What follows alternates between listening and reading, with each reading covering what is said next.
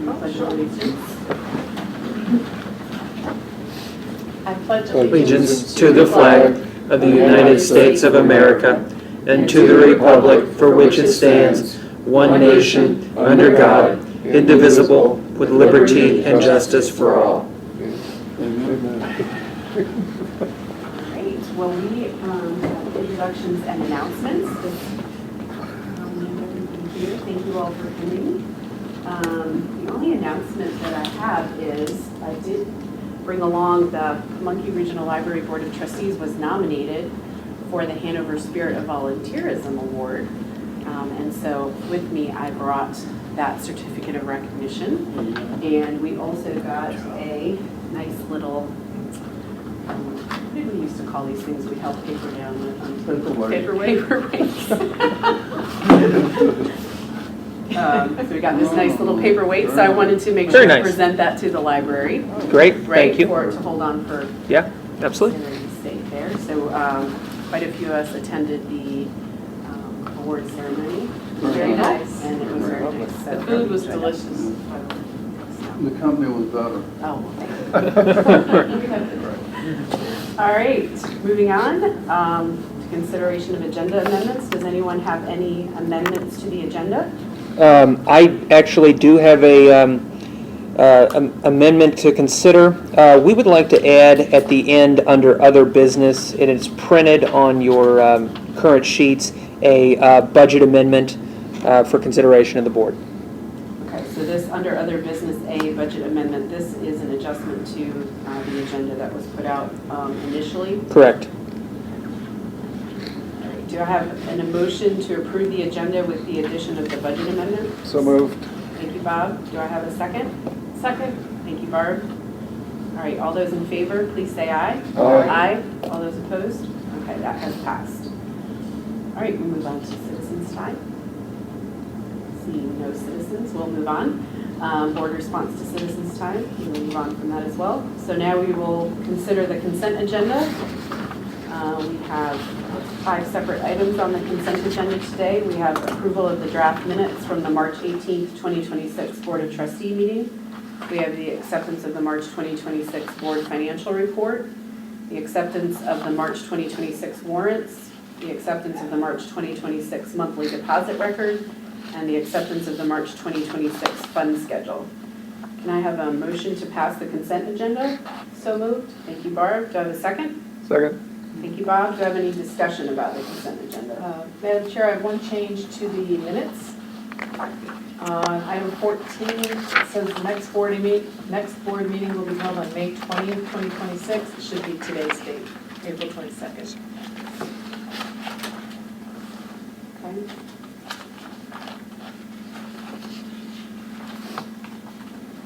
Yeah, it should be Montpelier. Mm-hmm. She was a month ahead of time. She was a month ahead. All right. Any other discussion about the minutes or any other financial reporting? All right, seeing none with that one change to the minutes.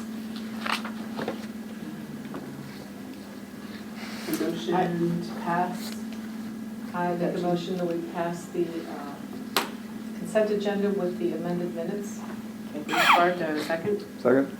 Thank you, Bob. All those in favor, please say aye. Aye. Aye. All those opposed?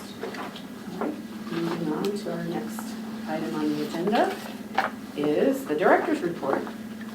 If there's no opposition, I will sit here because there's no stand over there today. That's fine. I'd like to introduce Shannon Hall, the branch manager of Montpelier Library, to speak for a few moments. Well, thank you so much for being here. I hope y'all enjoyed the nice, beautiful drive. Hopefully y'all saw when you came into the parking lot our beautiful new blue book drop. Patrons are happy to have an overnight access again, but being placed in the same spot, they're very, very hesitant. They'll actually pull further away and then get out of their car and then drop off the books because they're too scared to hit. So it's been causing a bit of concern. They really were hoping it would be positioned in another location, but the county has been kind of fighting with us, but hopefully it'll still be something that we can propose moving forward. But I hope it doesn't take somebody hitting you to make that happen. But it is beautiful blue, it matches our building, and it's a great place for people to be able to have overnight access. So we're super glad to at least have something so beautiful and also still serves its purpose, even in the old location. Our homeschool collective, it's so big that it is now using every single room space in addition to basically our walking spaces too. It's a great, powerful, community-driven opportunity for parents to be able to meet together that have children that are being homeschooled, all the different types of programs, and for them to connect, and then we create programs that connect to their curriculums. It's been super successful. All the parents are happy, the children are happy, and our programmers are excited about how much it's evolved. We are partnering currently with Patrick Henry High School with their IB program and helping a group of students complete their CAS project. If you're not familiar, the IB program is an international baccalaureate diploma that they can earn, and they are mandated to do a project based on creativity, activity, and service, which is CAS. And basically, they're going to be creating, there's a group of students who are going to be creating a proposal to have maker spaces in libraries. So including the public schools, but also our public libraries. So we're working together with them on how to create a proposal, all the components, letting them be able to have the opportunity to create, discuss, and be able to put something forth that is a very powerful component to enhance library experiences. We have GUS, our Granny Underground Society, coming up soon. It's a group of community members who have signed up to teach old handed down skills. So your grandparents have their old techniques, things that they've done, old crafts and habits that they had that not necessarily have been passed on. So this is an opportunity for our community members to basically create a new topic that's really an old topic for people to be able to participate in. So we're super excited. It's going to be every single month, and depending on the turnout and everything, we might even enhance it. Also, especially with community members, if there are more that are wanting to be able to teach, we'll keep on adding that. So it's getting the community active, getting them to do things that they are actually also instructing, not just participating, but it's really a combination factor. It's really exciting.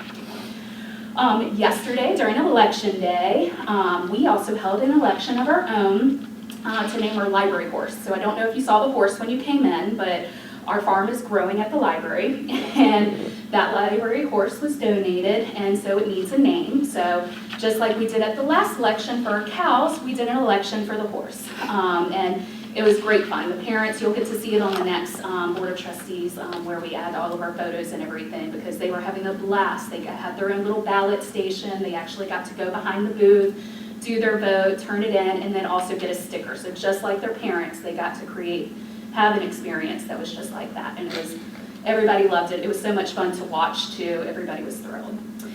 And then finally, I encourage all of you to check out our calendar of events. I don't know how many of y'all do participate in all of the things that we have going on, but y'all are as much of our community as anybody else. And we want y'all to be a part of all the things that we plan. We're doing our best to meet the community wants and needs, and y'all are included, and we want to be able to serve y'all and be able to have fun with y'all too. So not just at Montpelier, though we do have amazing programs and would love for you to drive out here, but all of our branches do have wonderful, dedicated staff that are professional and passionate about everything we do for our community members. And we want y'all to be a part of that too. So I really do encourage y'all and hope that if you haven't already, and if you have, that you continue to be able to join us in some of our programs. We have adult programs, teen programs, and youth programs. So definitely join us, check those calendars, and talk to us. We'd be happy to see what your interests are to match to what we have on our calendar. So thank you. Cool. Thank you so much for all you're doing. I love the intergenerational stuff too. That's really cool. So, and I can see it on your branch performance indicators. You guys are up 180% on your program attendance. So that's awesome. So that's a lot of hard work investing in what the community wants. So thank you for all your hard work. I do have a quick question about GUS. Yes. Is that something you guys came up with? Yes. So the Granny's Underground Society. So it's something that we have. Basically, our adult program, we've been trying to figure out different ways on how to advertise. So then we also we use a little bit of AI to help with our program, or like advertisement and everything, but to get that perfect image of Granny just being like, all right, we've got you. But yeah, we had the sign-ups for a while. We had that happening for a couple of months to let community members have the opportunity to say their name, their contact information, and what they want to be able to teach. So it was very open-ended, and we had a very good success with people saying, hey, I'd love to be able to show you how to do this. So our first one is going to also be about clutter and helping declutter an environment. So it works perfect with spring cleaning, so different techniques that people have used in the past as they're also trying to do like kind of Great Depression hoarding too, how to make sure that the content that you're collecting is going to be right in that right space so that it's really going to be useful. Cool. So, and we didn't hear what the election results were as far as the horses' names. So Are we unlike our announcing that yet? typical election that we have with official and you get the notice right that night of, we let You have to ours go wait. all the way through. So the Okay, votes so are it's not being counted finished. Okay, today. okay. We closed at 9 o'clock and our staff closed at 9 o'clock too. Okay. So they were able to put in their votes all the way till 9. So Okay. the voting is happening today and the announcements will be released. Okay, cool. Mhm. All right, guess we'll have to wait to find out. I know. So now you've got to Keep keep you on in watching suspense. that. That's right. So, cool. Thanks, Shannon. Thank you. Yeah, great, thanks. Just a note before we begin, this is National Library Week. We're excited about the recognition that public libraries and libraries all over the country get this week. Yesterday, Tuesday, was National Library Worker Day. So we appreciate all of our PRL staff, all the hard work they do all year round. I went around on Monday and visited all the branches and brought some treats. But this place would not run without our dedicated staff. So I take just a moment to acknowledge all their hard work throughout the entire year. And one day a year is small consolation, but we do. I do very much appreciate everybody in all of our branches, as well as behind the scenes folks, because without them, this place would be very different. So, just acknowledging that. A few things before I get going here. The 1st of April, I was in Minneapolis attending the Public Library Association biannual conference. Every 2 years, there's a large national conference that brings public library folks from all over the country together. This year, it was in Minneapolis, Minnesota. I attended, met with a number of vendors, went to several different sessions, one of which was actually a group of directors talking about building a library foundation for the first time. So learned some interesting tips and tricks, as well as I got to talk to them afterwards. That's something I've brought up a couple months ago for the first time with starting to explore that, so learned more about the process, the timeline that they experienced as well. So I wanted to mention that. A few updates. Very excited to have our new systems engineer start on April 16th. Alan Goodman joins us, and he is working with Chris Wyatt, our current systems engineer, to begin working through a backlog of technology needs that we've had that I've mentioned over the past many months to the Board of Trustees. Yesterday they were at the Goochland branch updating the staff, the building server, as well as some of the staff computers. That way our folks are running fast equipment. One of the things that we've heard complaints about over the last many months is devices are slow, and it affects customer service when you're sitting there and you're waiting on something to load or refresh. So this technology investment is going to go a long way to serve the staff who are serving the public. We had a library associate join us on the 1st at Mechanicsville. We have interviews being scheduled. In fact, as soon as I leave here, I'm going to go back and clean out my inbox, which I know is full overnight from people responding to my emails. We're going to be hiring the assistant branch manager of the Atlee branch starting the May 11th. We'll hold those interviews all day at Atlee, as well as we're going to be hiring 2 library associates at the Ashland branch on April 29th. We're excited to begin that process. I will show you here a demo. I'm excited to announce that we are now live with our NeoGov. I've been working behind the scenes over the last several months to get NeoGov, which is a service provider that provides HR and hiring help to local small governments. Hanover County and Goochland County both use NeoGov, so I've learned a few things. I've used NeoGov previously from the hiring manager side, not the HR side, so the training that I participated in was extremely valuable because I know it from the manager's side because I've used it for many years, but this will allow get our screen Try the going. other HDMI cord. Okay. That has the little bubble.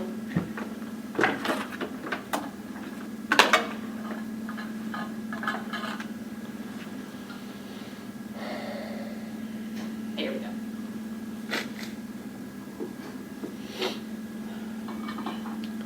So this weekend, I posted all of our current opening positions. So these positions will be our beta test. So this is our career opportunities page, which is linked to our website from our jobs ad. We currently have open the branch manager of Mechanicsville, as well as an associate, a 20-hour associate for the Goochland Library, as well as a library associate for the Mechanicsville Library. So if you are a patron interacting with us for the first time in this system, unless you've applied for a job with another agency, a lot of libraries do use this, so you as a library user can click apply, you can read about the position, you can see the salary information, the requirements. When you hit apply, this is going to be a very simple user interface where you'll log in, you'll have your account that you've built the first time with your resume inputted. It's a 5-minute application process if you've already built it out. So it streamlines things from our end behind the scenes. We can pre-screen folks. So one of the things that I did for this is I set up, like, for example, all of these positions are public-facing positions, which means they have a requirement to work evenings, to work some weekends. So I have screener questions. Can you work Saturdays? Can you work some evenings? So it'll automatically filter out people who say no, for example. So this is going to be our beta test on our current. We're going to see how the process goes. The three folks I'm hiring with, I'm going to hire the branch manager with Ace Phillips, the business manager. He was a branch manager for a long time, of both the King Queen and King William. So he's going to help me with this. We're going to pilot this, and then the part-time positions as well. So I'm excited to introduce the fact that we are now live with NeoGov. So Thank you for all the work you've done to streamline HR stuff. The It's been a lot behind the the NeoGov folks that I was talking to, they anticipated it was going to be a 12-week rollout, and I'm like, let's do it a little faster. If we can. Let's do it a little faster. So a little more. Zach fashion, right? Yeah, let's. Let's go Zach speed. Well, you know, I mean, HR is very time consuming, is a surprise to no one. So this will help absolutely streamline a lot of our processes. So. Cool. Okay. Last month at the board meeting, I mentioned something that we were going to try. We were going to do on April 14th. We did. It was National Donate a Book Day, so we partnered with our friends at the libraries to help us engage the community to try to do two different things. We wanted to make a donation to the Pamunkey Regional Jail. They had reached out to us saying they were in need of some materials. The jail has very restrictive guidelines on what materials are in their library. So what we did is we partnered with our libraries, our friends of the libraries, to give us books that qualified for the jail, as well as we solicited from the community donations. And what we're currently having our systems, our behind-the-scenes collection strategy staff do is basically sort into kind of piles. This can go to the jail because this meets their criteria. This does not, and we're going to send those back to the Friends for sale. So we received over 30 boxes between all 7 branches, and that's in one day. So we're very excited about the participation. We sent out some messages and flyers and tried to promote it well to support our friends over at the jail, but also indirectly our friends at the libraries, which will support us. So we're excited about that partnership, and we're very happy with the results. Shannon mentioned the book drop, so I won't belabor that. We did talk to our friends at Hanover County, and We had suggested another location, but we're going to leave it where it is for now. We're going to see how it goes. They talked to me about some of the history of the selection of the site, why it is where it is, and we're gonna see how it goes. I tried to get them to move it to a different area because of patron feedback. Sometimes you'll walk out there and you'll actually see patrons park in a way that you can't get around it because they park to get out, or they got a big SUV like a lot of us do, and it's just it changes ingress. But Hanover County wanted to try to keep it where it is, at least for now. So we'll continue to monitor, see if that's an issue.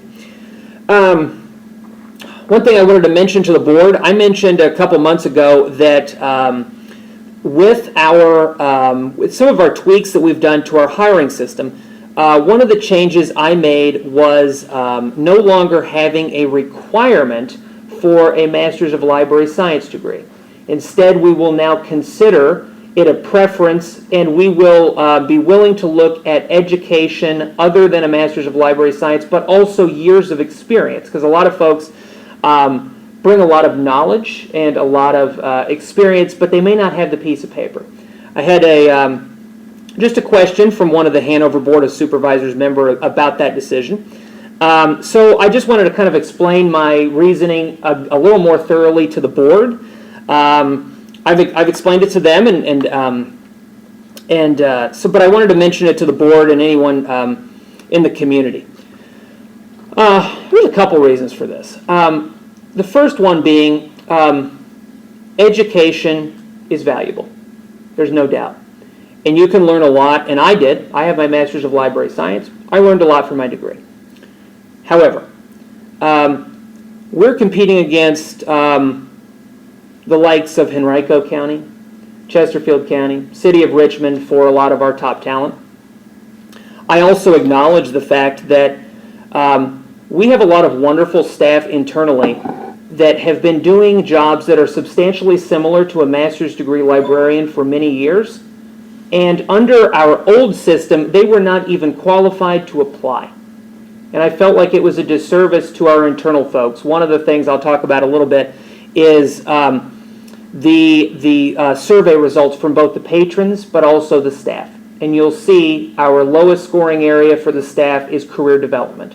So for me, it's very, this is a way for we can take our top internal talent and say no matter what your education, no matter what your experience, we can consider you with similar work.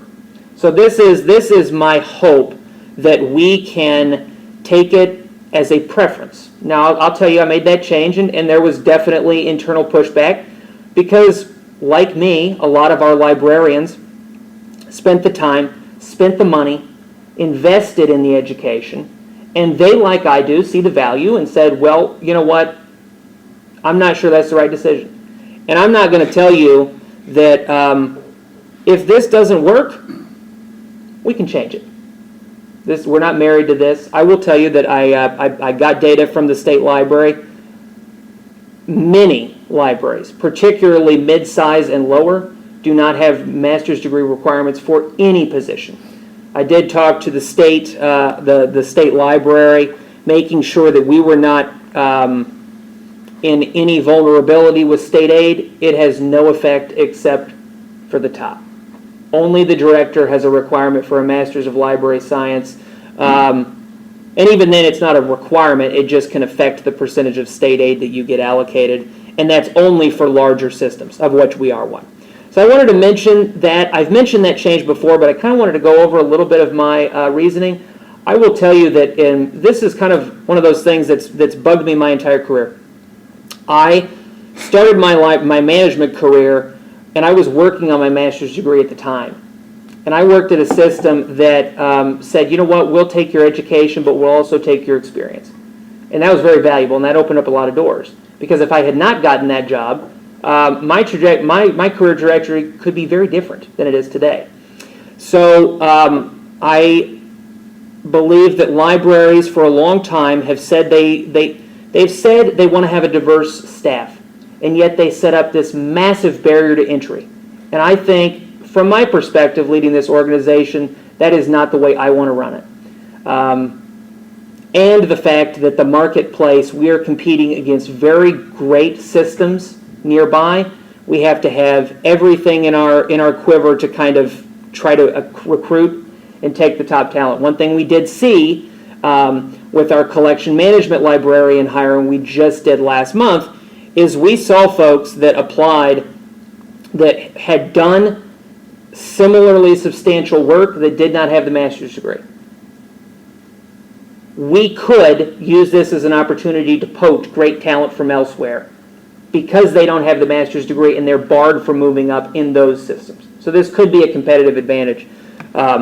We'll see. But I just wanted to mention that because there was some questions on my decision with that. So I kind of wanted to explain a little bit of why I've made that decision. And like I said, if it doesn't work and it does affect recruiting or other things, we can pivot.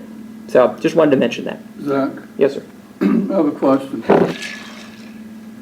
So in general, is the experience that you're receiving and have experienced in terms of number of years, quality years, in a given position, is there an equivalency, say, to a master's degree? In other words, for instance, at the state, they've done away with the requirement for a degree for most jobs in lieu of experience. Yes. So the equivalency, for instance, for say a 4-year degree might be 4 to 6 years of experience in this particular position in this arena of responsibilities.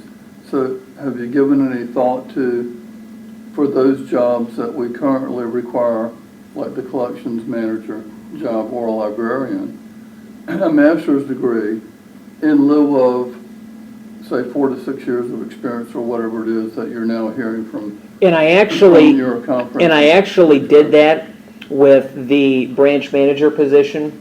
There is a, it says Masters of Library Science or, commensurate skills effectively. The thing, and this is just answering your question a little differently for a moment. I have had the pleasure of mentoring and coaching younger folks for many years now. One of the things I always say is, and there's not a librarian that if you were, sitting at the pub talking to them, they wouldn't agree to this. They wouldn't acknowledge this is true. You will learn far more working in a library than you'll ever learn in the classroom. And there are a lot of folks that go get their master's degree before they've ever worked in a library. And I can tell you, because I've seen this time and time again, not just once, somebody goes, spends the time, gets the education, gets into a library after they have the master's degree and realize, oh my gosh, I had no idea what I was getting myself into. So I say that by saying it depends on the positions, but really experience in a public-facing setting, to me, is going to be something where it's very telling your ability to do well in the job, because the reality is, and Pamunkey, we're blessed. We don't have a lot of the challenges when it comes to dealing with the public that a lot of libraries do. I started my career in Las Vegas. You imagine for a moment the populace of Las Vegas. You imagine working on a library right on the Las Vegas Strip. There was not a dull moment. So we're lucky here. We don't have the worst things coming through our doors. We don't have violence. We're not threatened. There's a level. But for me, when I'm looking at great folks, I want somebody who can really provide good service for the customer that we're seeing, which we call patrons. I mean, that is, to me, the highest level of priority. And somebody who can be patient. I didn't always used to be patient. This is a personal thing. Having kids helped a lot, but you know what? You know what gave me a lot of patience? When I was back in my programming days, where I would teach seniors how to deal with technology. If you have those type of experiences, I can look at you when I'm hiring and say, you know what? I know you can work with the person who needs help at the service desk. I know there's certain things, just skills. A piece of paper doesn't always tell me that. A piece of paper can tell me a lot, and I can understand, what you've done, what your knowledge base is. But that's a piece of this, and that's what I've tried to do. I've tried to acknowledge the fact that there is more to life than a piece of paper from a degree. Degrees are valuable. I have 2 master's degrees. I believe in education. However, I would still say that I learned far more working than I did with all my education combined. So that is the reason for my decision. So hopefully that answered your question. It did. Yeah. And my follow-up question after your wonderful explanation, and certainly my endorsement, is there any action that's required on the board for him to move forward in this fashion? I don't think so. No. But I'd like to ask you a question too, Zach. So when you hire somebody with all of that experience that qualifies and convinces you that they are the best person to be in the position, I don't know what that person is, I don't know how old that person is, I don't know what the future vision of that person is, but is there a way that you can institute within the system an agreement with anybody that comes in without a master's degree, particularly at the branch level of the library, and say that you would like them to at least consider attaining that in a matter of time, say 5 years, and support them in getting it? Because there's no guarantee that they want to be in that position that long, but for them to move into another position in, say, Enrico or Library of Congress, that degree will be important for them to pursue it. Yeah. Right, so you would be holding them back by not encouraging that. And is there a way that you can include that in your hiring practice? Well, it kind of a little, just to answer it, one of the things I'm considering, and this will come, once the strategic plan is done, one of the categories will be staff focused. How do we increase retention? How do we make sure we're providing the best support, technology, all those things? One of the things I'm considering is tuition reimbursement. We have professional development funds right now that we use for training opportunities. As I mentioned, Public Library Association conferences, those type of things are already in our line items.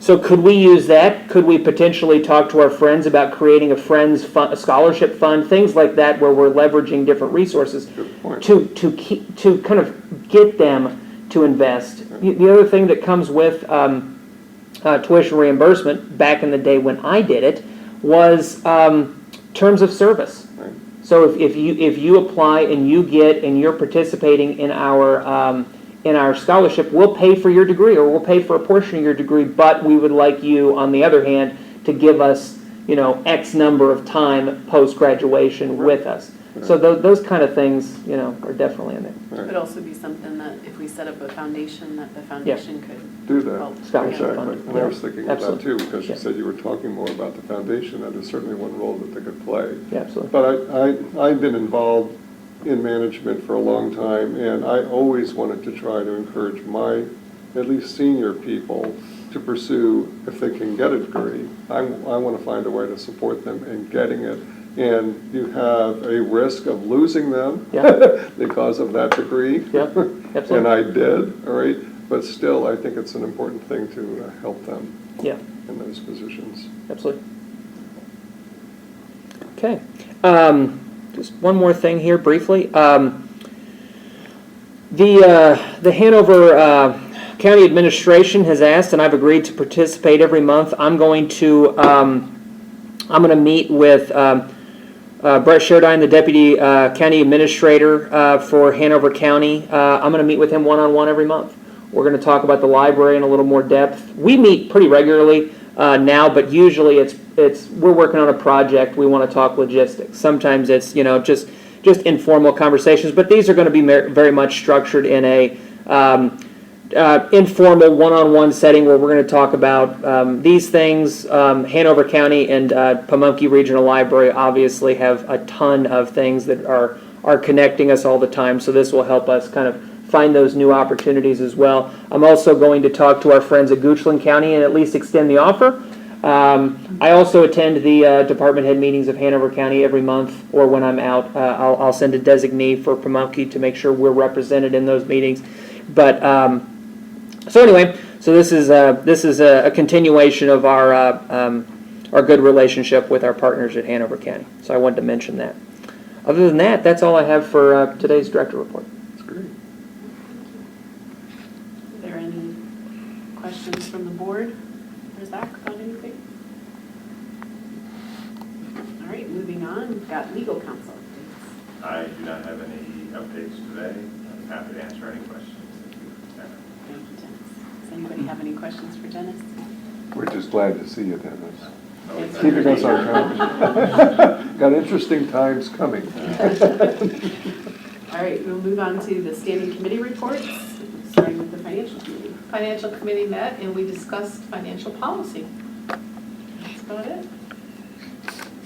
You want to say anything about that? Just that we updated some, we tweaked it and just brought it up to date in terms of the number of counties mentioned and. Some of our policies were a little bit out of date. We were effectively, because of the way the purchasing and everything goes through Hanover County, we were effectively following Hanover County's policy, but it wasn't always reflected exactly in our policy. It was similar, but sometimes the amounts were different, for example, in certain things. So we basically created more standardized language between the two policies.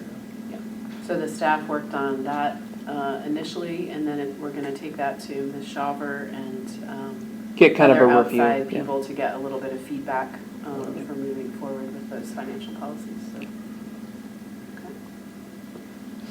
And then bring it back to the board for final approval? Yes. Yes. Yeah. And I mean, one of the other things, we don't have it on the schedule, so maybe I just mention here, is we talked about the audit is happening. I don't know if you want to say anything about that, Ace, where we are Yes, in that Christy, Zach, and I met with the auditors on Monday to do like initial inquiries, where they basically just ask us questions that they have to ask us every year. And then Zach, Cindy, and I met with the auditors yesterday, about a 2-hour meeting, just to walk through the processes at the library. We're kind of they're considered on site this week. Most of our interaction with them is through Zoom though, so they're not like technically on site, but it's where they're just asking us for invoices and processes. So through that meeting, he just requested things from us, so we got most of those sent, and then just some IT updates, and he says it's going good. So Okay, great. Thank you so much for all your work on that, keeping us on track. All right, we've got personnel committee report, but our personnel chair is not here, so we'll go ahead and move on from that. So we'll go to old business, Hanover Branch Maintenance. I met with an architect last week. The general services director and I met with them to go over some preliminary concept designs. I met with them late last year to kind of go over ideas for a refresh. So what they did is they kind of presented a few different options. I sent them back excuse me, to make a few changes. I hope to next month share some of the ideas with the Board of Trustees as well as the staff at Hanover and in Pamunkey about some of those things. It will include the refresh of the space would also include the work that Hanover County is going to do on the exterior as well as the basement to remediate the water damage that's been done downstairs. It would also incorporate using the old administrative space upstairs as the third floor as a public space. So as soon as I get designs, one of the things I asked them to consider in a redo of some of their designs is the potential of adding an elevator or more accessibility features to that building. That will add costs, so my hope is we can find grants or potentially talk to our community about funding additional things like that. But I think from my perspective, knowing that third floor will likely be used for local history and genealogy services, having accessibility in that building would be valuable with an elevator. So that's part of what they're going back. So I basically made them redo all their initial plans, which is why I'm not showing them to you now, because they will be, I'm sure, dramatically different. Zach, Yes, sir. did that include plans for landscaping and regrading the side where the water is now pooling and deflecting the water away from the building? So in my conversations with Hanover County, we all acknowledge that a big part of the problem is the fact that the 3-inch gutters, and that, you can look up and see they're too small, are pulling right down off the building, running right onto the side and down into the basement. So a big piece of this is going to have to be the landscaping outside to make sure the regrading takes place so that the water is no longer pooling at the foundation and dripping down into the basement. It's going to have to be flowing off. I will say one thing, that with the ramp, and I'll mention this briefly here, but the ramp is 99% done. They made a mistake connecting the base of the railing to the ramp, which Hanover's keeping the ramp closed until they finish that. We're hoping they're out this week to do that. It looks wonderful. One of the things that was, when they redid that entire back side where the ramp is, they redid all the grading with that project. So all of it now has been lifted up to make sure that any water that does come down is flowing right off into the grassy area, which is what we should do around the entire building. That has been part of the conversations. Because we obviously don't want, if we fix the problem, we do not want it happening again in a few years. Absolutely. Are they replacing the gutters? Right now, I don't know what their plan is, because the exterior of the building is going to be on them. And the reality is because of the Architectural Review Board, I don't know what their strategy is going to be for tackling the exterior of the building. So larger gutters would require. Well, to be if you were building a building today, you could not have as small gutters as is on there now. It's not in code, as far as I'm aware, anywhere to have 3-inch or under gutters. However, it's an 85-year-old building, and to me, the gutters are. If the grading wasn't a problem, you could get away with what we've probably currently got. Really? Because if the water flows down and it's flowing away from the building, problem solved. So we'll see. Hanover, we're going to have to. We're not there yet, but it's definitely part of my nudging our friends at Hanover County to make sure this is done and done, and they're professionals. They'll get it done. So I'm not worried about it. So, but anyway, and like I said, the ramp. Fingers crossed it's open this week. It looks great. It looks like it could be open. The only reason it's not is because if you touch the railing, they kind of wobble. And it's because they didn't connect the bottoms, which is a simple fix. They just got to get rescheduled to come out here. So that'll be great. The staff and the patrons are extremely excited. It has had a major effect on the Hanover clientele. A lot of them cannot get up the steps. They tend to have an audience that needs the ramp. And so a lot of their folks have been going to Atlee or Mechanicsville to get their library needs, so they will be very excited to have the branch back open, or the ramp back open, so they can get in the branch. So. Cool. All right, we'll move on to new business, and we've got the public survey summary strategic plan.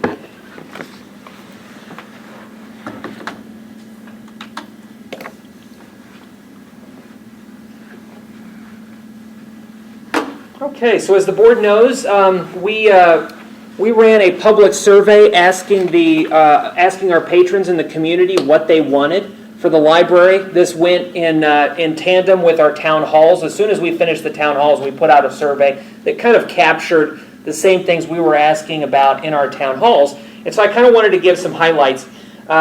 We had wonderful participation. We had 1,700 responses back to our survey. As you see, 75% of them completed every question.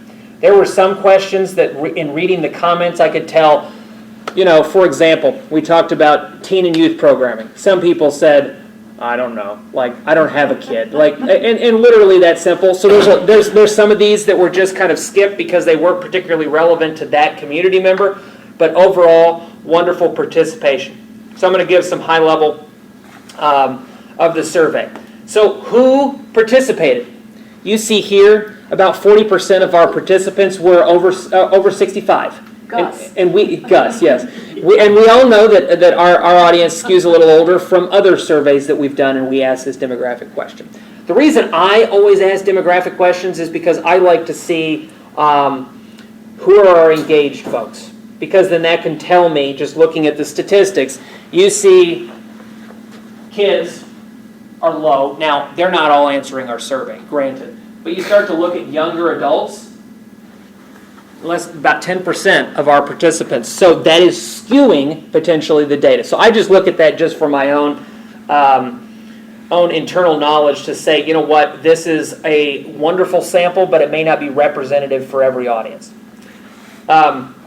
So a lot of our users, as you see from this data, so what this is looking at here is this is looking at how often you're coming in the library. It's a little cluttered because of all the data, but basically you have a ton of people that are occasional users. Almost 41% of our folks are coming in, and I defined occasional in the survey once a month or less. So folks are using us, but they're intermittent.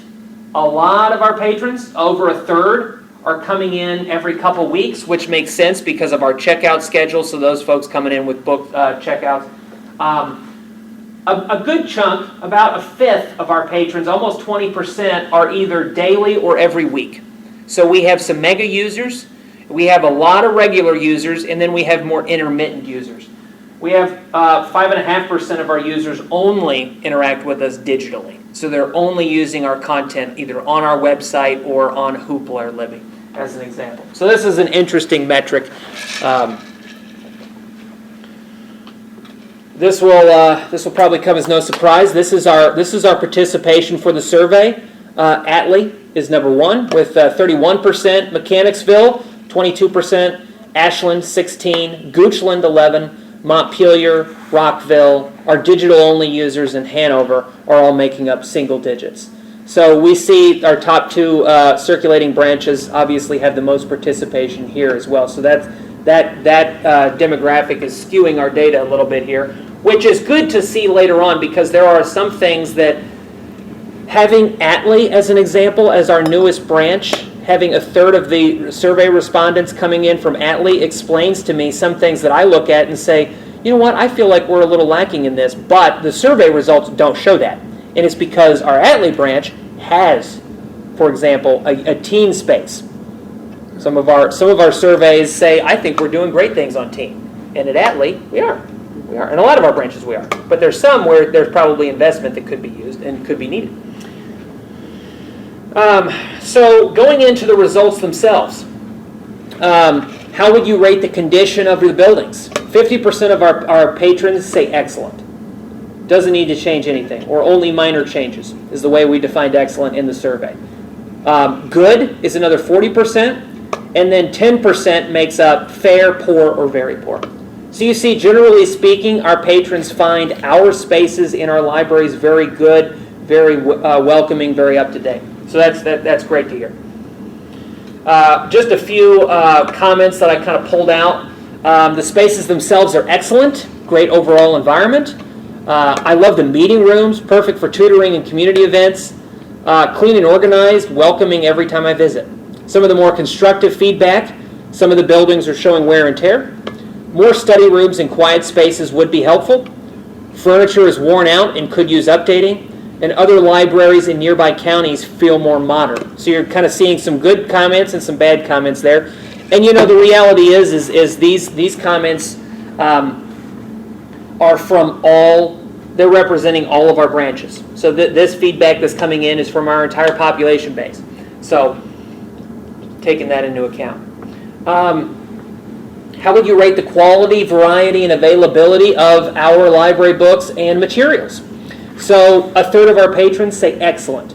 Wouldn't change anything. I can find what I need every time. About 50% said good. Sometimes there's things I can't find, but generally speaking, good. And then about 15% say fair, poor, or very poor.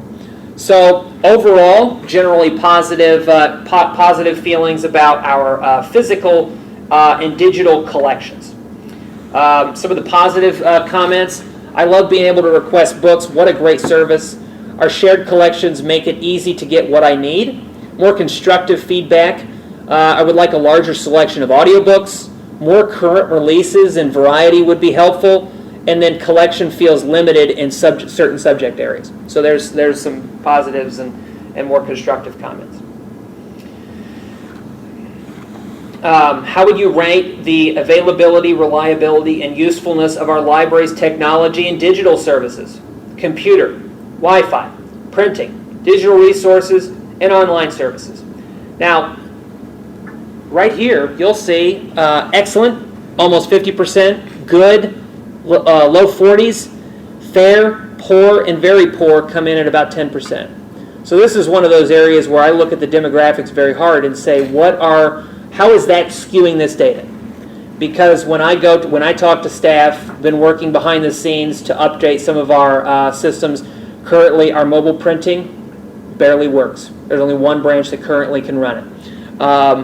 Our public computers are slow, so we've been starting to work to upgrade those, and we get patron complaints. So it's interesting to see this score. To me, it's interesting to see this score so high, but also hearing from the staff talking about the technology challenges. So there's a disconnect, to me, I'm seeing a disconnect between what the patrons see and use us for and who responded to the survey. So that was just an interesting thing that I noticed when looking at this one. Our digital resources are outstanding. Ordering online and picking up is very efficient, are some of the positive comments. More constructive comments, the computers are outdated in some locations. The Wi-Fi and printing could be improved in certain areas, and more digital access and remote services would help. So there's a few. How satisfied are you with libraries, programs, and events? So this is where we start. These next few questions kind of get into. They show a pretty steep drop-off in how patrons are using us. As we all know, some patrons are using us simply for books and materials. They never interact with us, and we see this here with our programs. So we see about 27% are very satisfied by our programs and events. 30% are satisfied. We have 10% that say they're neutral. 3 or 4% say they're negative, they're dissatisfied or very dissatisfied. But you see, our highest metric is NA. And when I'm looking at the comments, what I'm seeing is, I don't attend. I don't attend programming. So we have a big growth area there. And as you guys have seen in the monthly reports, one of our growth areas is our programming. As Shannon mentioned, the different things we're trying out. But you see here, the survey results show that a lot of folks are not using us for this, which tells me we have an opportunity there. Positive comments. I've attended classes and really enjoyed them. Great opportunities for learning and community engagement. More constructive comments were more evening programs for working families. Would like more fitness, educational, and cultural programs. And they're hard to attend due to scheduling. So there's a few constructive comments. Next question is, how would you rate the quality and variety of the teen programs? So generally speaking, now you'll see our participation drops off. So we only had about a third of our participants overall even answer this question. So that tells me that these folks are going to be the ones that are using the programming, using the service. A lot of people skip this one. But what we do offer is fantastic. You have 40% of the population almost says what we're providing to our youth and teens is excellent, and another 45% says good. And in between fair, poor, and very poor, about 15%. So it tells me that those folks that are using our services for teens and youth are very happy with what they're getting. We love the children's area and programs. A great space for the kids and families. More constructive is need more teen-focused space and programs, and children's area could be more engaging for older kids. Now, when I read some of these comments as well as others, what I see is the difference between one branch and another. Because like I mentioned, a third of this survey comes from Atlee. They have a fantastic youth space. They have a fantastic teen space. They have that. But some of our other branches have not had the same investment. So that kind of tells me that there's an area of opportunity there with this one. How satisfied are you with the library's outreach presence in the community? Now you'll see this one again. We had high participation. We had over 1,000 people respond to this question. We had a third of people say they're very satisfied, 25% say they're satisfied, but you'll see neutral, meaning they don't know what we're doing. When it comes to 40% of our respondents basically say, I don't know what you guys do with outreach, or I don't see you in the community. Positive comment, great community service, really appreciate what the library offers. More constructive, I wasn't aware of many services offered. More marketing and visibility would help. It was a mistake to end the mobile library service. Even a mobile library would help. A bookmobile would be nice. I added those last three for you, Rudy. No, but I saw that many times. You do have that, especially because of the demographic. You have those older folks that do remember the outreach service. But it tells me there's a big area of opportunity here, because 40% of people don't even know what we're doing outside of the buildings. So anyway, a couple more here. How would you rate your overall experience using the library, including staff interactions, ease of finding information, and overall environment?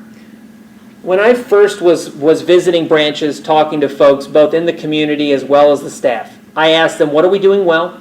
What are our areas of opportunity? And I asked every staff member that in my one-on-ones. Almost universally, good customer service was the area that we were top. And that comes out here with our patron survey saying 75% say we provide excellent customer service. I'll give you just an anecdote. I was visiting our friends over at Henrico fairly recently, and I was visiting. I was looking around. I was just a patron, just visiting, and I went into what's the branch called? Twin Hickory. So that was the branch. Not to call them out, but I'll call them out. And I was walking around, and I approached a gentleman that was working at the service desk, and I asked him a question about something. I don't know. You'd have to go upstairs for that answer. That's how they do it there. They're very siloed. Our staff are very happy to get you an answer. They're willing to, and if they don't know the answer, they are well trained to be engaging with our folks, really provide a great customer service experience. Almost, we call it statistically insignificant number of people say we're fair, poor, or very poor. Another 20% say we're good. So this is definitely by far our standout, which to me is great. This is a great representation of how good our team is doing in engaging with the public. It's a 95%. Absolutely. And anytime you're getting those kind of numbers, I mean, you really got something. It's a win. Yeah, absolutely. And the other thing, Zach, is that technology in this case doesn't replace staff interactions. 100%. Yeah. Yeah. AI can't take you. For instance, when I asked a question at Lee, the lady immediately came behind the desk and said, "Let me show you." Mm-hmm. So she's not only did she show me, she took me to the area, but she answered my question. Do you have any other questions or anything else that I can assist you with? So that kind of interaction is lasting versus, I don't know, or log in and, it'll tell you where it is in the library. Yeah, absolutely. And one of the things about this that's so valuable is libraries are kind of a unique service. There's not really another service like it in most communities.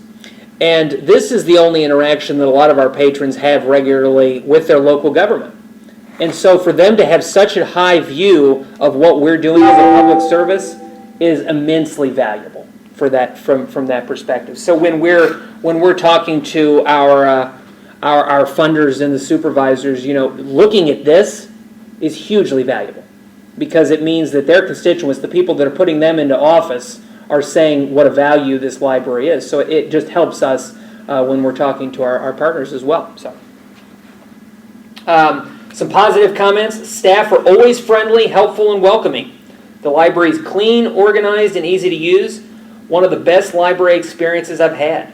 Constructive. Some staff interactions could be improved, and the checkout and processes can be confusing at times. So not that there's no areas of opportunity, but this is by far our most positive. How would you rate the accessibility of the library's facilities, services, and resources? So this is looking at physical access, signage, digital access, accommodations, and ease of use. 65% of our folks say excellent. Another 30 say good. Fair, poor, and very poor make up about 5%. So overall, people feel like ease of use, accessibility to the building is very, very high. So that's very good. That's a 97.3 again. Yeah. And I would predict, because I was trying to find out sometimes where people were asking for, we've had for the last 9 months or more, ever since I got here, the Hanover ramp has been out of service.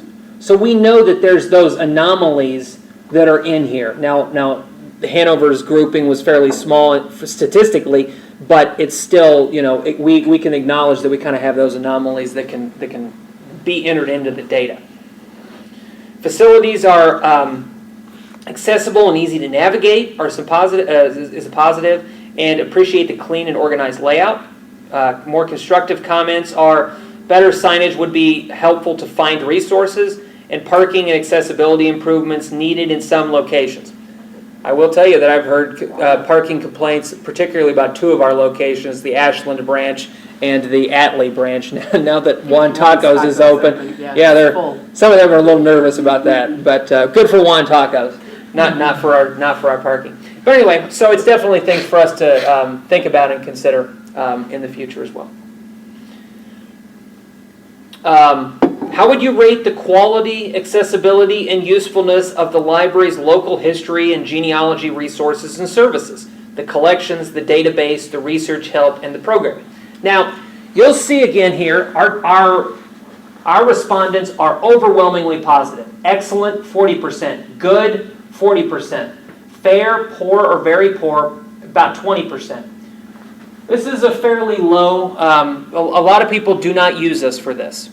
Those people who do, you can tell from the comments, are very actively using it. So we have a group of people that are using us constantly for this resource. So that's good to hear that we have a lot of demand. It's smaller. And part of my conversations, I had a meeting last week with the branch manager of the Hanover branch, and one of the things I was mentioning to them is we used to do a lot more genealogy programs back before COVID. Things changed.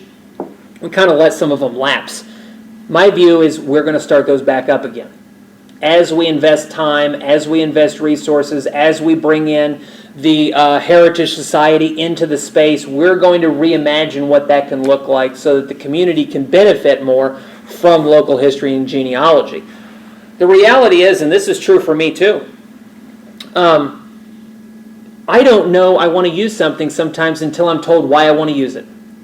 In the sense that, you share with me a new tool, I'm like, I didn't even know I want to use that, but now I do. So part of it is just going to be the marketing, the outreach, and the kind of connect people to why they want to use our resources. So very positive feedback, but for a smaller audience with that one. Great resources for research and learning. Would love to see more classes on genealogy. Constructive comments were, I'm not aware of what's available, or can improve access and visibility of resources. So those are some comments. One of the things I followed up on is I asked a secondary question on this one. How important are local history and genealogy services to you?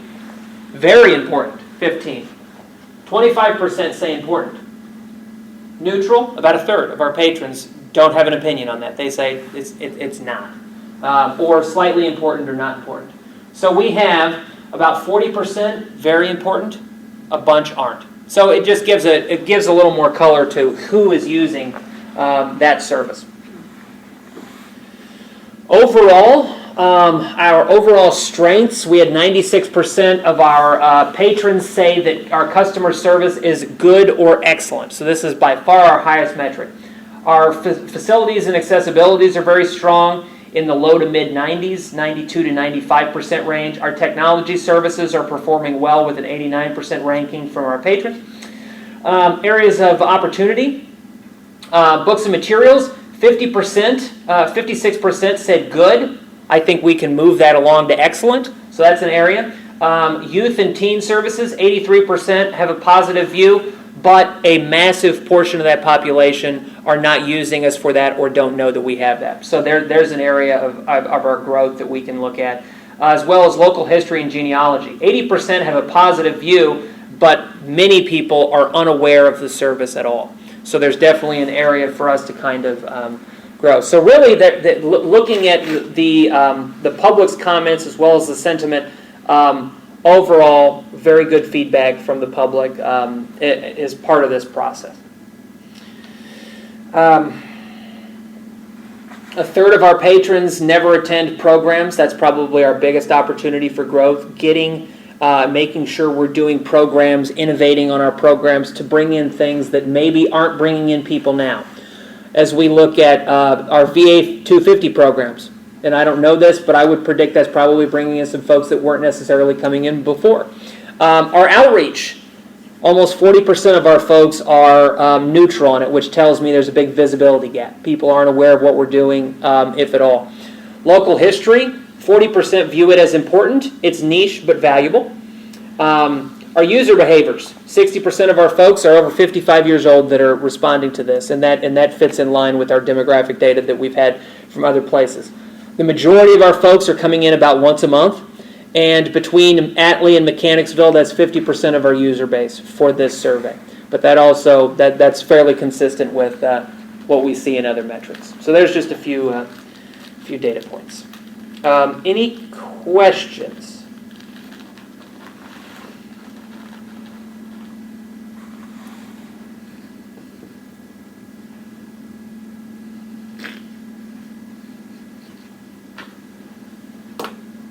I'll just say we did have very good, and it makes these surveys very much more valuable.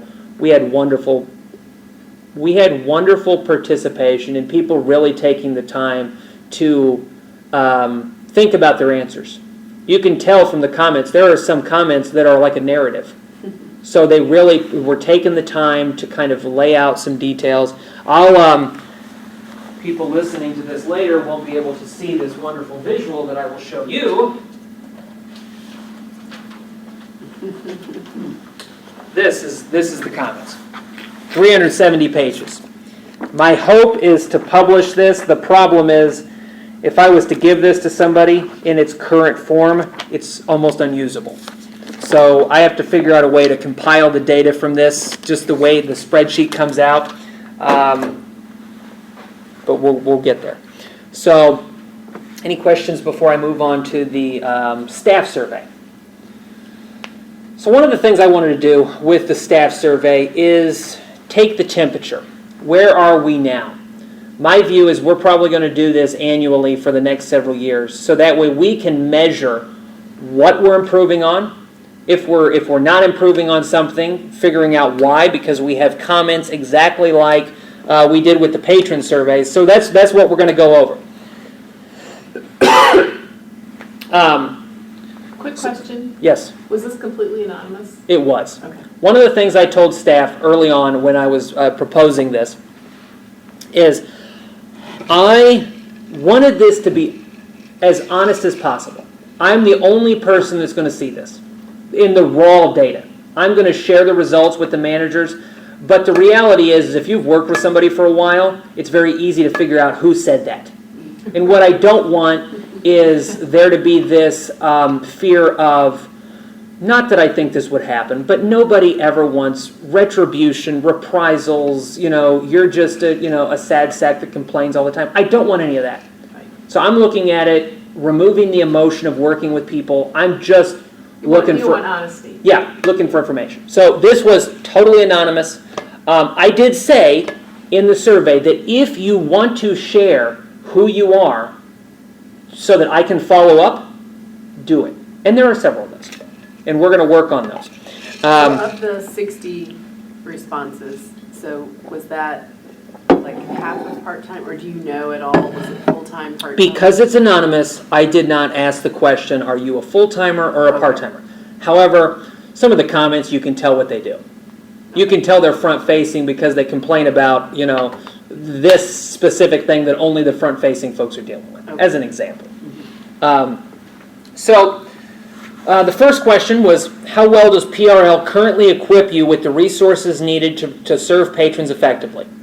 And then I kind of give out, and I do the same metric everywhere. Most of our staff, 55%, say, we're okay, we're doing good. 6 say great. About 30%, including the 1s, 2s, and 3s, about a third of our folks are saying we're not equipping them well. As I mentioned earlier with the staff and patron survey, this is not exclusive, but some of this comes down to location too. Some of our spaces have more in them because they're larger, as an example, or they have different service desks, as you guys will see here. We're in one of the branches that has 1 service point. Some of our branches has multiple. So there's a lot of variables that can kind of skew this a little bit. How easy is it for you to complete your daily job responsibilities with the tools, policies, and procedures currently in place? So you see 50% say we're doing good. Almost 20%, 16.7, say excellent. And then about a third again say we're 3 or under. The average rating, I put the average rating up at the top to kind of give you a gauge. To me, the 4s are good. Those are our strong areas. Anything under 4 are areas where we can look to potentially improve. So that's kind of my personal metric of how I'm reviewing this, just so that you're aware. How confident are you that PRL provides opportunities for professional development and career advancement? This one here is our largest area for improvement. As I've mentioned to the board before, my strategic goal of over time increasing opportunities for full-time work, reevaluating positions to see what we're doing and how we can improve that, increase pay, but also auxiliary benefits. One of the things that I'm going to do next fiscal year, and they don't know this yet, so don't tell on me, Dennis, is I'm going to talk to the Hanover County has a compensation specialist inside of the department that I'm going to have start working on a compensation study just to see if what we're doing is working, because it may help us talk to our partners and our funders about potentially changing things around. We'll see. But that's kind of what I'm thinking, because what we see right here is 50% of our staff are saying they're 3, which to me is pretty neutral. Another 20% are either very poor or poor. So only 10% of our staff say we're providing great opportunities to our team. So obviously, huge gap to get some of these lower numbers up here, because right now only a third of our staff feel like we're doing well. And I will tell you that about a third of our staff are full-time or career level positions. So to me, this number makes a lot of sense.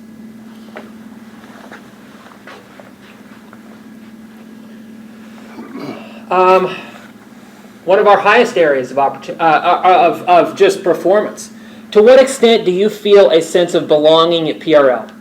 We have 50% say they love it here. Another 30% say it's great. Only about 15% say that they're neutral or they don't feel like they belong here. Which to me, having 85%, almost of your staff saying they really enjoy working here, they found a place that they want to be, this is a massive strength. I've oftentimes said to people that are in kind of coaching or something else, life is too short to be working somewhere where you're miserable. So the fact that our staff are very happy here is very valuable. So this is definitely one of our largest strengths. How supported do you feel by your direct supervisor? 51% say they feel very supported. Almost another 30% say they're supported. This is also a very good strength of ours. Only about 20% say they're either neutral or not supported by their supervisor. So that tells me our supervisors are doing a good job at making sure they're giving the encouragement, the training, the things that the staff need to do their job as best they can. So this is a good number. this is one of our areas of opportunity. How supported do you feel by PRL administration in your work? You see 15% say administration is doing great. 36% say administration is doing good.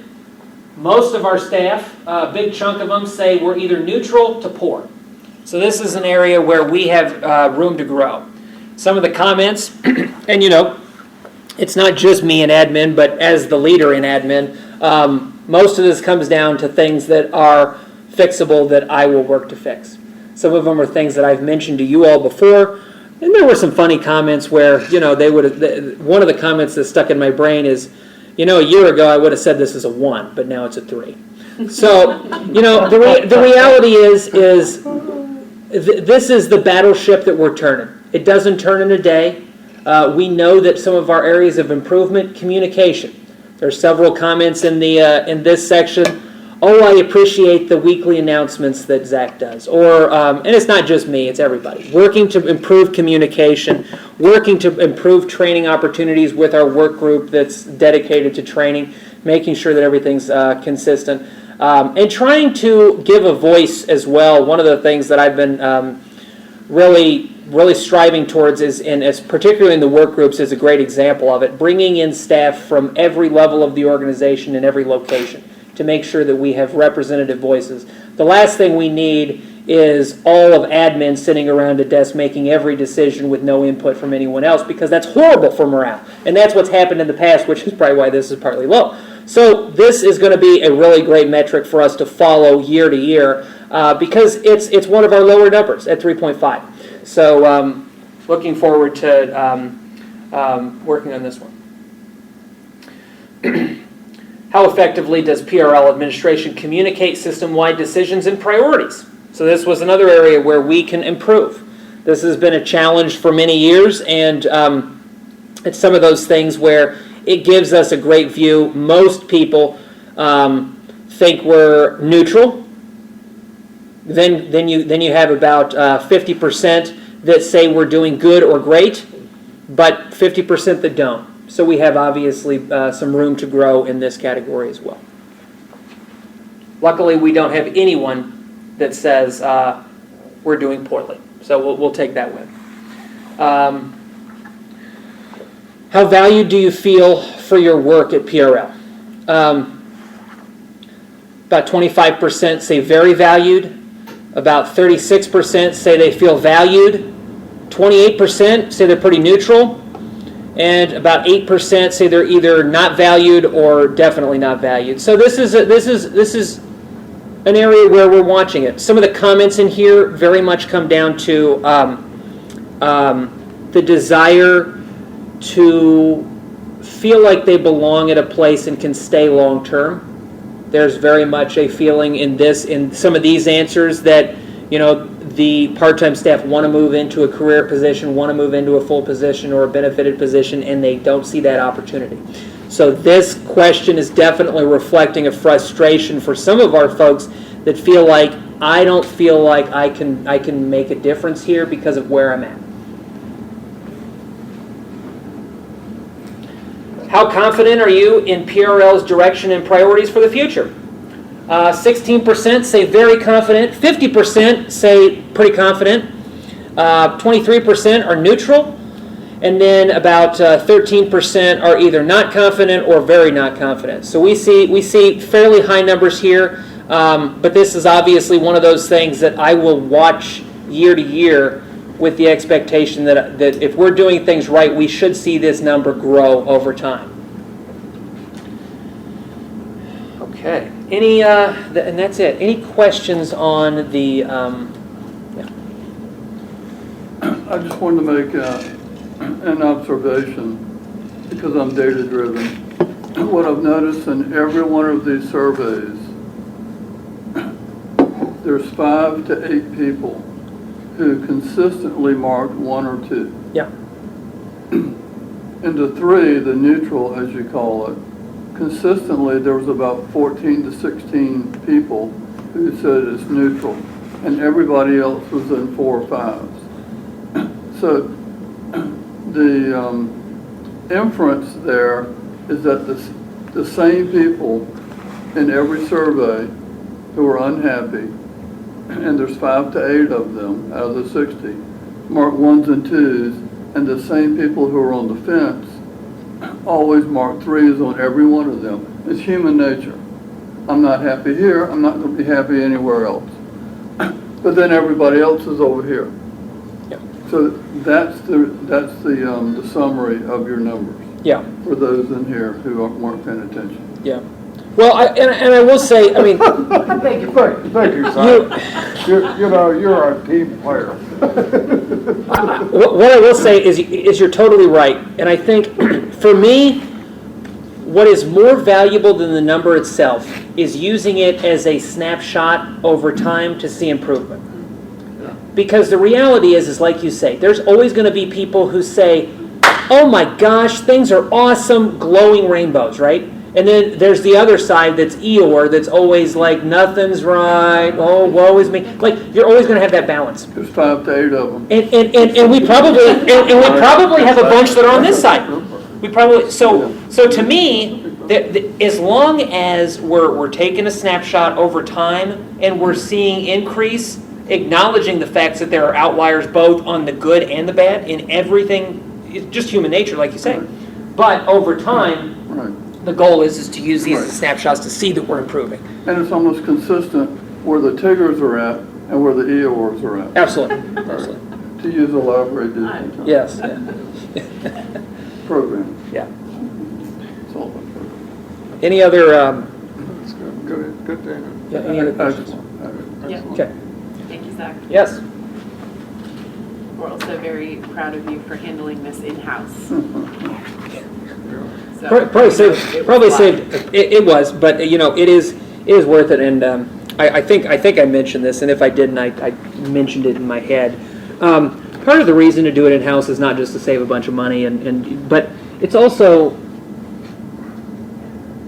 me doing the work teaches me far more than paying someone else to do it. So I mean, because I'm the one that got to meet with the staff, got to hear from them directly. Same with the public, exact same thing. So for me, it was a good learning opportunity as well. So yeah. Thank you for all of your hard work on And this. it's a great 360 feedback mechanism for you. Mm-hmm. Yep. Okay. Next thing, very brief. So are you going to share those slides? Yes. Yeah, they'll all be posted at the end of the day with all the other the board materials. Yeah. They're good. Yeah. All right, moving on to the meeting schedule. Yes. So next year, I changed just a few things.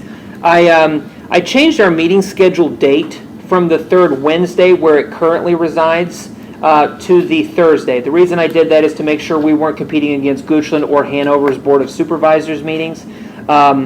So I moved it back one day on the schedule. I also tweaked the schedule to skip the November meeting, but move the December meeting away from the holidays. So I kind of tried to avoid the Thanksgiving and Christmas holidays by changing that. I also moved all of I know the board had experimented with trying evening hours, and after kind of seeing no increase in participation, I reset us back to our 10 o'clock our 10 o'clock time that we've traditionally done. So those are the changes. I also did the fiscal year of 27, but I also went through the calendar year. I'm trying to get us away from a fiscal year calendar, just because outside of this row of people and Ace here, when we say fiscal year calendar, people are like, what are you talking about? When's your, so anyway, just to make it a little more community focused and friendly, I finished out the fiscal year 27, but also continued to calendar year 27 as well. So you'll see those changes. All right.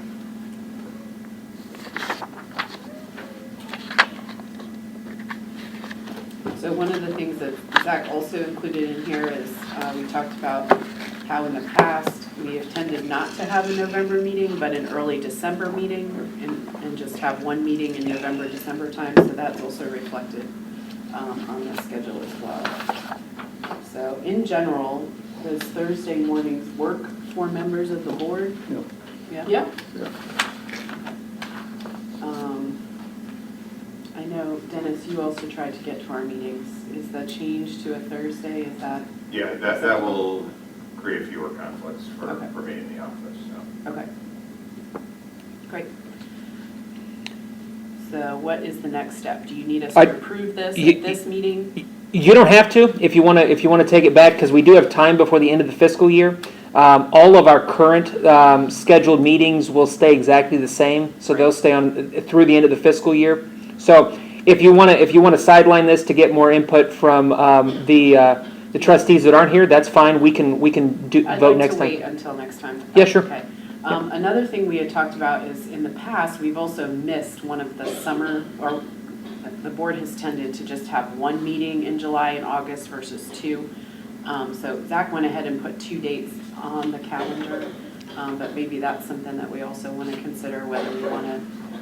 I think now with the way that school is set up, it's probably the July meeting that would what I fall would off say. of those two rather than the August meeting. Yeah. But if there are any thoughts about that. The one thing I'll comment before you guys talk is from my perspective, it's almost easier to have it on the schedule and then cancel it than to try to amend the schedule later and put it back on. So that is why I added that, because there was that discussion, particularly around the holiday one too. It was like, so. The only thing I don't like about that is that you have both July meetings at the Atlee branch, and that's the one closest to me. So, Yeah. can we move the Atlee library somewhere else? I can add it. I can add it.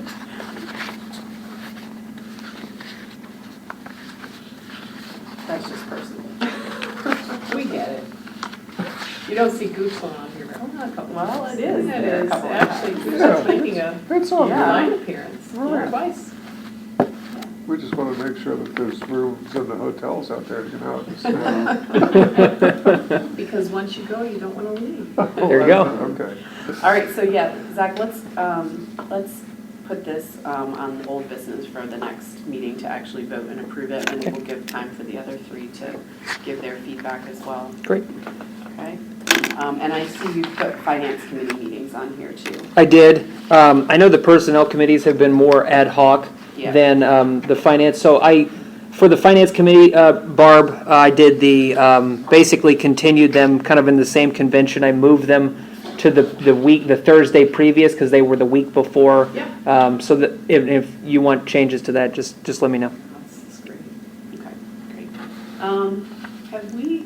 Did you put the Hanover branch back on here or no? Not yet. Still If the board wants me to add that, I'll be happy to. I would love to Yeah, see us right. get back in the Hanover branch. I know we stopped doing it because of space concerns, but. Yeah. it would I've be still great. never been. See, at a she's meeting never there. been. Oh, Oh, okay. you're missing out. So I think we I should know. get I Hanover feel- back I on the feel depressed. schedule. Can we? Yeah, I'll add them back in. Okay. Yeah. Yeah, thank you.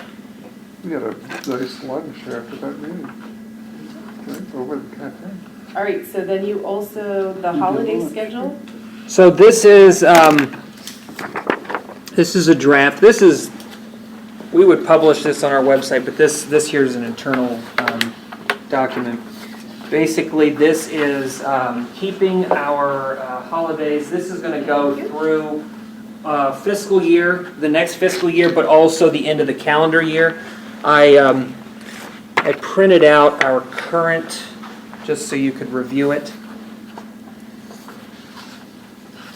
A lot of the holidays that our friends at Hanover and Goochland take, we do not, because we give a benefit that's a floating holiday benefit to our staff, so they're welcome to take a day like President's Day or some of the other holidays that only the governments will shut down or the banks will shut down for. We don't traditionally take a lot of those, and instead we give our staff the option to use a floating holiday if they want to on those days, or to use them somewhere else in the calendar year. So you'll see a lot of our holidays, like right now, between New Year's when we have off, we don't have another scheduled holiday till Memorial Day, so 5 months. So just as an example. And in the past, we've only set holidays to the fiscal year, right? So now we're Correct. going to try to get So this away is- from that to do it on an annual basis. Yeah, calendar, yeah. So this is kind of finishing next fiscal as well as going those last few months of the year to the calendar as well. So one of the issues we've had before is, are we trying to avoid Hanover makes a decision to do something different and then we react to that? Are we saying we're going to kind of stick with this, or? Part of the reason I did our board meetings on Thursday instead of before, like earlier in the week, is so that if Hanover or Goochland, because Goochland is on Tuesdays, Hanover is on Wednesdays, so if they did something, we could pivot, and we have the time. I know that that's happened occasionally, not too often, but enough where I felt like doing it after, so we could have that, yeah. Okay. Any questions about this? No, I love the predictability of going to the calendar year. Yeah, So people can make plans. Yeah. No, that's a great point. So. You need board approval for this holiday list? I do, because the libraries will be closed for operation.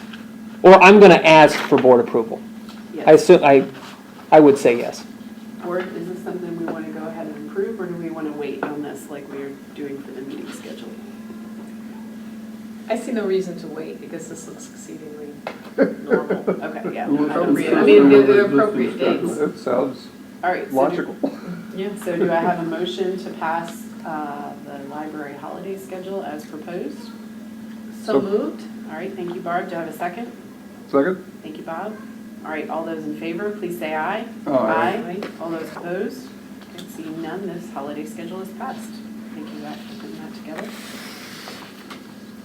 All right, moving on to other business, we have a budget amendment. This is very brief. I mentioned several months ago to the board that Baker and Taylor, which was the largest physical book supplier in the whole country, it went bankrupt. And I mentioned to the board that I was nervous about the fact that we were even going to be able to get material in. There are other suppliers in the country. We have migrated to them, and they've done a very good job of picking up the pieces that were left by Baker and Taylor going down. The reality is, though, there is going to be, this budget amendment is looking to move some money that we're not going to be able to spend in the books and materials line item for this year. So what I'm asking the board for is, we've identified $50,000 that is going to be surplus, not because we don't want to spend it, it's because we cannot. They cannot meet the demands right now because of everybody running into them. This problem will lessen over time. I'm a little nervous on how long it will take. I did talk to all of these vendors at PLA when I was there. One example is Amazon is spinning up this summer. They're going to launch a book processing service that we heavily utilized. And basically, so when we buy a piece of material from Amazon, they will wrap it in Mylar for us. They'll put it into our ILS for us. So they're making it a lot easier. Anybody can go out to a bookstore and buy a book off the shelf, but that's not how we buy our books. We buy a lot of them processed so that when they come in the door, because we're spending hundreds of thousands of dollars on physical materials every year, it would be difficult for 3 full-time staff members to process all that. That would be Herculean. So, anyway, what I'm asking is for a change to the books and materials line item of $50,000, moving it to the technology line item. What we're going to use that for, right now we have a little under $9,000 left in our technology. We're going to, we have right now, we're waiting for this, we're waiting for this, and then we'll have the funds for the workroom computers. The last time we talked, I mentioned that we bought we had 2 large technology investments this year. We're upgrading all the servers and the front desk staff computers. Those things that the public are going to see the effects of first. That was my first priority, because there's nothing more stressful than a staff member trying to help a patron and your old computer freezes on you. So those were first priority. Second priority is what we call the staff workroom computers. So everything behind the scenes that the staff are using to do the normal job, but they're not in the public view. So we're going to first purchase all of those with this funds, and then we should have about $45,000 left of this 50, and we're going to begin replacing our self-check kiosks that are in the branches. I have, we've narrowed it down to 2 vendors, our current vendor as well as another vendor that's coming to, they're going to be on site with us next week. We're going to meet with both of them again next week, and we're going to make a final decision. So the expectation is in May we begin the process of buying the new self-check kiosks for the branch. This money, and as I've mentioned in other budget conversations, updating the self-checks as well as some of the other littler stuff is going to be a significant investment for the next year.